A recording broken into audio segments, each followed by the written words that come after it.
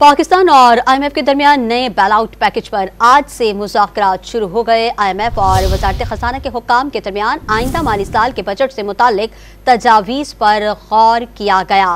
पाकिस्तान और आईएमएफ नए कर्ज मुआहदे के लिए आइंदा हफ्ते मुज़ाकरात करेंगे।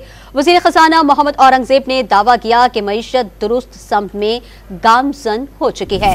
पाकिस्तान में 2 रोज से मौजूद आईएमएफ की मुआविन टीम पाकिस्तान में 2 रोज से मौजूद आईएमएफ की मुआविन टीम आज वजारत खजाना पहुंची, जहां वजारत खजाना की टीम के साथ तारुफी सेशन हुआ। तारुफी सेशन में आइंदा माली साल के बजट से मुतालिक तजावीज पर गौर किया गया। पाकिस्तान ने आईएमएफ को मुआशी इस्लाहात का अमल बरकरार रखने की यकीन दहानी करा दी। आईएमएफ ने गुज़िश्ता प्रोग्राम की मुआशी इस्लाहात को सराहा और साथ ही पायदार तरक्की के लिए मुआशी इस्लाहात का अमल तेज करने पर जोर दिया। आईएमएफ का मरकजी मिशन 15 मई को पाकिस्तान पहुँचेगा, जिससे अगले कर्ज प्रोग्राम के लिए पॉलिसी सतह के मुज़ाकरात होंगे। ज़राए के मुताबिक मुज़ाकरात तकरीबन 2 हफ्ते तक जारी रहेंगे। पाकिस्तान आईएमएफ से $6 अरब से जायद के नए बेल आउट पैकेज के लिए पुरउम्मीद है। वफाकी वजीर खजाना मोहम्मद औरंगज़ेब ने दावा किया कि ज़र मुबादला के ज़खायर $3 अरब से बढ़कर $9 अरब तक पहुँच गए हैं। मईशत दुरुस्त सिमत में गामजन हो चुकी, महंगाई कम हो रही है और गैर मुल्की सरमायाकारी की राहें खुल रही हैं। जो ओवरऑल खसारा है for this fiscal year will be less than $1 billion.